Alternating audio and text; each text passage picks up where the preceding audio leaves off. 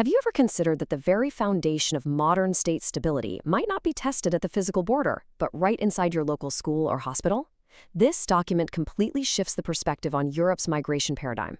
Welcome to Strategic Labs. Like and subscribe for more strategic insights. All right, let's dive right into this explainer. For years, the headlines, the political campaigns, the policy debates, they've all largely focused on one very specific physical area, the borders. But the source material we're analyzing today argues that this perspective is completely outdated. The narrative has transformed entirely, moving away from a traditional border crisis and evolving into a massive foundational test of governance. So that brings us to Section 1, a structural stress test. Take a look at this quote pulled directly from our source material. Europe's migration challenge is no longer a temporary emergency. It has become a structural stress test. I really want you to think carefully about the stark contrast between those two phrases. A temporary emergency implies an acute event that will eventually pass, right? Like a storm you just have to weather. But a structural stress test implies that the very foundations of the state are bearing a continuous, unyielding load. Establishing that critical difference between a passing crisis and a permanent structural reality is the core thesis of this entire analysis. And here is the mechanical reality of that stress test on the ground. Short-term systems are operating under permanent strain. The data shows that arrivals across the Mediterranean and eastern routes definitely continue.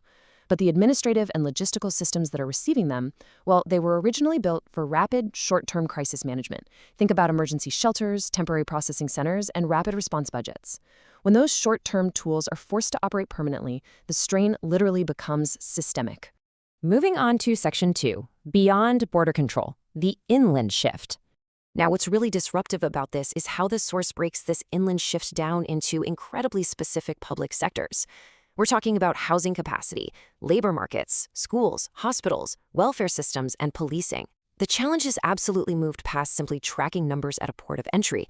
It's now about the daily, practical ability of these specific civic institutions to maintain cohesion under sustained demographic pressure. It's a giant logistical puzzle. It's about whether there are enough beds in local hospitals, enough desks in local schools, and enough resources in welfare systems to support a growing population without fracturing the quality of service for everyone. Let's move to Section 3 and see how this builds into the new capacity question. This paradigm shift fundamentally rewires the public conversation. For decades, the old debate was defined by humanitarian obligation versus security. That was the binary lens through which migration was viewed by almost everyone, right? Either focusing heavily on the moral duty to help those fleeing or focusing strictly on national security and border enforcement.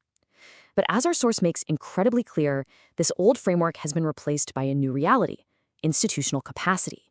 The modern debate is now sharply centered on whether the structural plumbing of the state can physically handle the demographic flow, completely regardless of where anyone stands on that old debate. Which leads us to Section 4, a crisis of governance, testing state stability.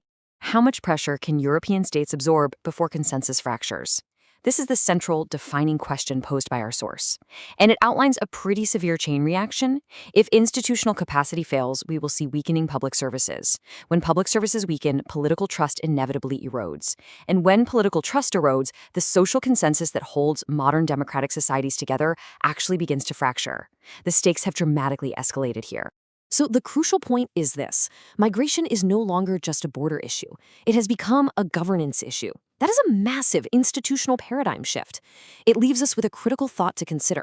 If the true measure of a state's migration policy isn't its border walls, but rather the resilience of its local schools, hospitals, and social trust, how do governments adapt systems built for a temporary crisis to survive this new permanent reality?